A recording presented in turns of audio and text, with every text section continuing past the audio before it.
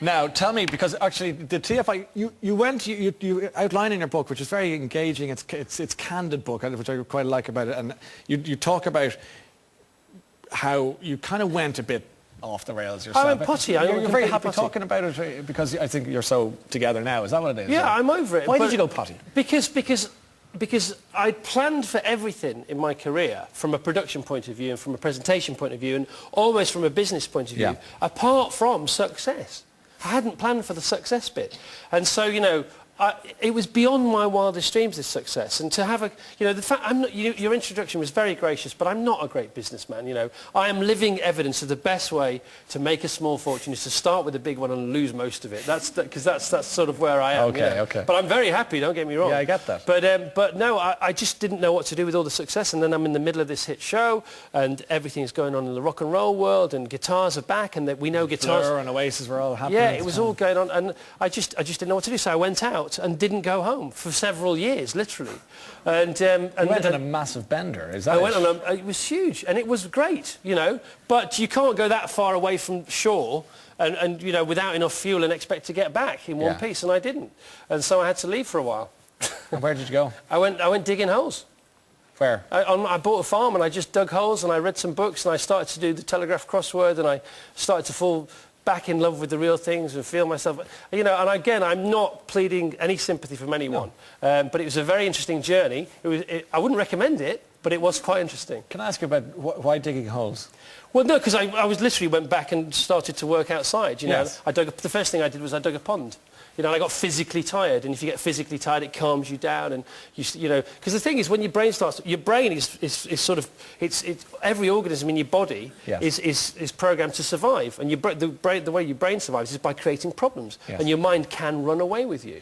You know, I was doing nothing to help stop that. I wasn't eating properly. I wasn't sleeping. I was drinking too much.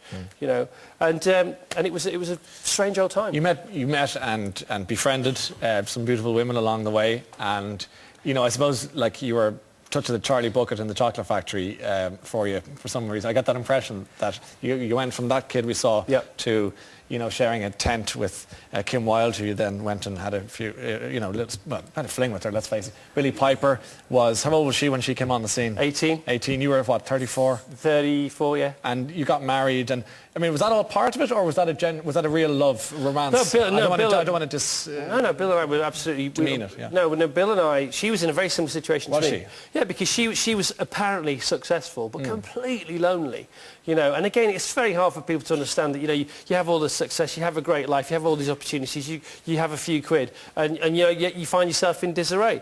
Well, that does happen sometimes, you know, and we found each other, and we helped each other out. And we didn't really intend to get married. We went to Los Angeles for a holiday. And we had a return ticket. We went to stay in a hotel called the Sunset Marquis off Sunset Boulevard.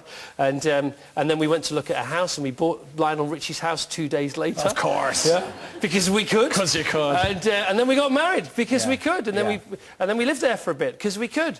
And then Billie started to act, because Billie was always an actress. She was never a pop star. Yeah. She was an actress first off, and Smash Hits magazine were looking for the face of Smash Hits, and they said, that's her.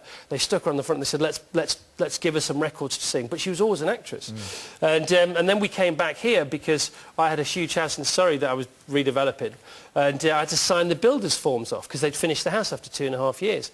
Got back, saw the house, thought, got to live here. It was one of those. So we never went back. We had a return ticket to go back to America. We never went back. We still had Lionel's house. Yes. We still had the ceiling that he danced on and all those other things.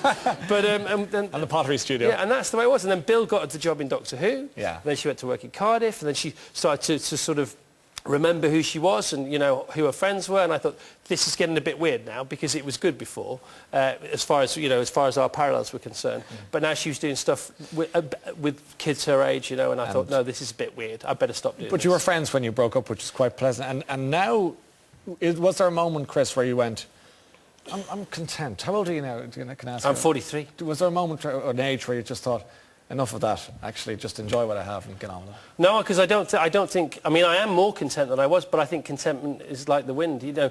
That's the big mistake. You can't take your foot off the gas at all. So. You've got to keep putting emotional deposits into the bank, because contentment is like the wind. It comes, you put your sail up, you catch it, and it goes again. And if you think it's around forever, it's not, you know.